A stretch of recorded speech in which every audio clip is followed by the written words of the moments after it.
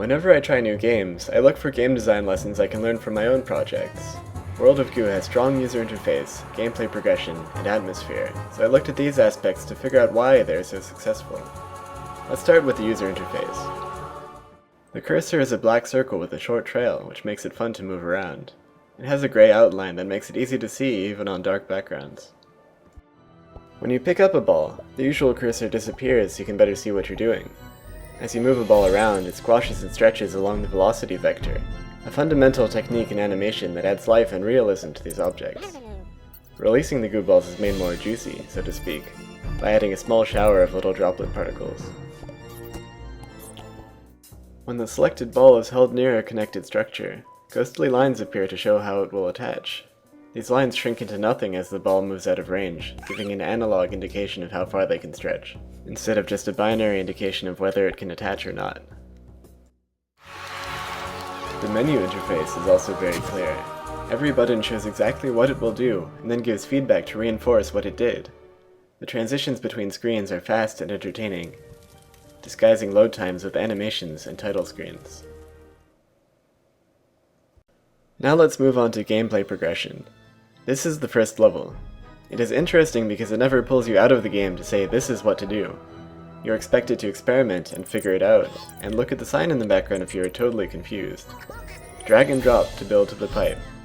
That's really all you need to know. You can figure out all the details just by looking at what happens now. This screen makes it obvious that the goal is to collect as many goo balls as you can, as fast as you can, with as few moves as possible. Show, don't tell. It's a cliché, but true. Watch how we're shown which level we've unlocked. This is my favorite transition in the game. It is very hard to smoothly bring the player back to a world map, and this underground pipe transition really keeps a sense of momentum and attachment.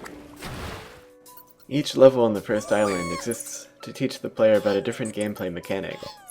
What is special here is that they serve as guides rather than school teachers. For example, this level tells you that you can build bridges, but it doesn't teach you how.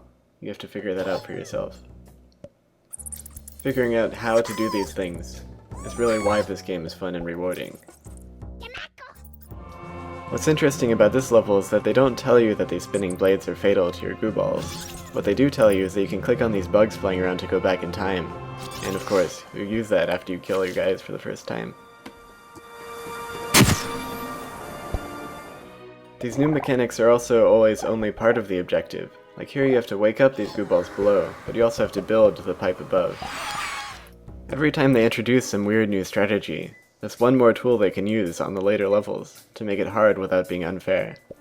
On this level, a sign tells you that you can click to draw the balls closer to the cursor, but they don't tell you why, so you have to figure that out. By making your tutorial fun, you can make a complicated game that appeals to everyone.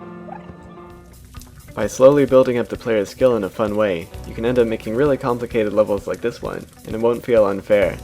It'll just be a natural progression of the player's skill set.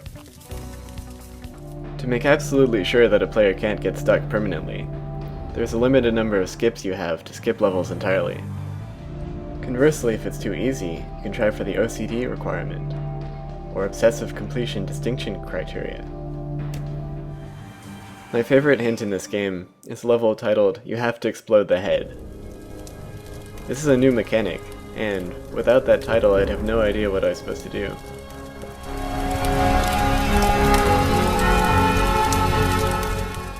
That brings us to atmosphere. Let's look at a few different levels and just see how different they are.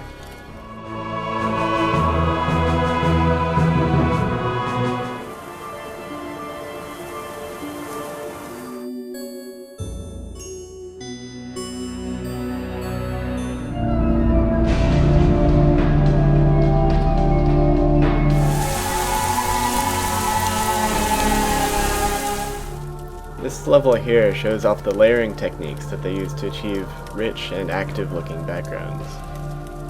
Let's look at these layers one at a time, from back to front. First, there's this yellow, red, and black gradient which forms the background of the entire level. Next are these rotating wheels and gears. Then come these volumetric spotlight effects, which help make the room look smoky. Next we have the fire layer, which consists of a number of particles shot upwards. Then comes the middle layer with the level itself, including the walls and all of the static objects like pipes and spikes.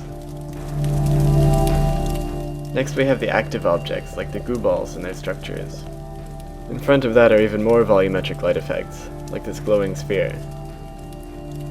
Finally, there are these little black soot particles that are flying upwards, in crossbeams across the front of the entire level. All of these layers add up to make a really active looking level, which reinforces the industrial theme of this island. The cold, snowy exterior serves to contrast the fiery levels and make them feel even hotter. There are a couple other graphical techniques that I thought worth mentioning. First, each goo ball casts a shadow around it that is masked to the level layer. This is a very efficient technique that helps make these layers look like they exist in the same space. Second, the extreme foreground and distant objects are usually blurred. This serves two purposes. First, it shows that it's in the distance and you don't have to care about it. And second, it allows them to use smaller, more efficient images. Having strong atmosphere doesn't just mean looking and sounding good. Each island here has a specific theme to it, and each level on each island serves to expand on that theme and tell a story. The theme and story is supported not only by the graphics and music, but also by the level itself. Here's an example of a level with a theme of making sacrifices to achieve fame.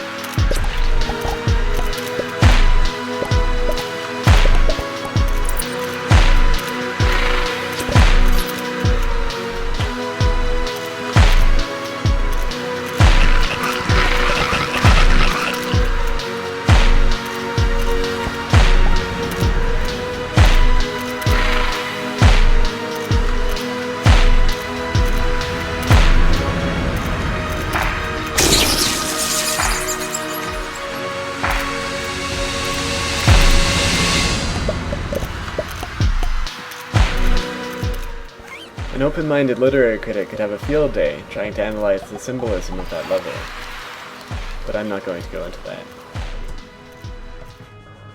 The level design, story, art, and music in this game fit together very well. I'm not sure how they got such great communication between those departments. Well, I guess that explains it. Well, that's about all I have to say about World of Goo.